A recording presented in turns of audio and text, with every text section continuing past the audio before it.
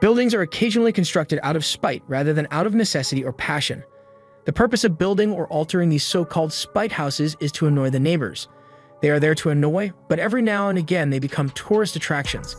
These are some of the most intriguing and occasionally bizarre buildings that were altered or constructed out of retaliation.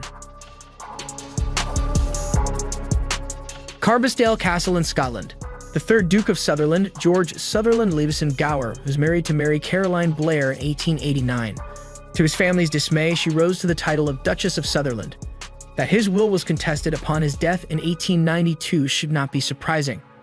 The Duchess destroyed documents in an effort to obtain a sizable inheritance, but she was found guilty of this crime and sentenced to 6 weeks in jail.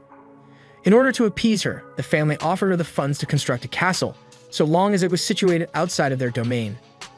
Feeling belittled, the Duchess purchased a plot of land directly outside the estate and had her castle erected on a hilltop overlooking their territory, where it would be seen from most of their holdings. The castle comes with 20 acres of land and a loch, as well as a bitter past. Miracle House in New York, USA. When John Randall, a real estate developer, discovered that a competitor developer was preparing a grid pattern in Freeport, New York, around the beginning of the 20th century, he became agitated. He had to move fast if he was going to stop them, and in a single day he had a spite home constructed on a triangle of property directly in front of them. The developers were compelled by this action to bend the road to make room for the pre-built house. Built in one day to spite a competitor's efforts in a real estate development race, says a marker at the house today. Wilson Place was added and Lena Avenue's layout was permanently altered. Randall objected to the proposed arrangement because, according to the Brooklyn Daily Eagle, a straight line would reduce his frontage of land so as to make it worthless. The Cake House in Connecticut, USA. There's a dilapidated spite house in Gaylordsville, Connecticut that looks like a 5-tier wedding cake. After the authorities took possession of Jan Pohl's 15-year-old foster daughter and her infant in 1961, he created the bizarre house as a protest. Paul angrily denied being the baby's father when it was suggested that he was. In addition to protesting by erecting the cake-shaped edifice beside Route 7, Paul also provided his version of events in a 1977 book titled Jan Pohl, The Passage of My Life. His remarks regarding the pregnancy of his foster daughter are as follows: "I could not chain the girl up and always watch what she was doing."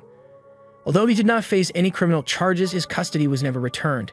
He had thought that the girls would come back to him and his wife, and that they would all be able to live in the house, but that had never happened. The Equality House in Kansas, USA. A photo of 9-year-old Joseph Miles holding a sign that said, "God hates no one," outside the Westboro Baptist Church in Topeka, Kansas went viral in 2012. This came about in reaction to churchgoers violently picketing veterans' funerals.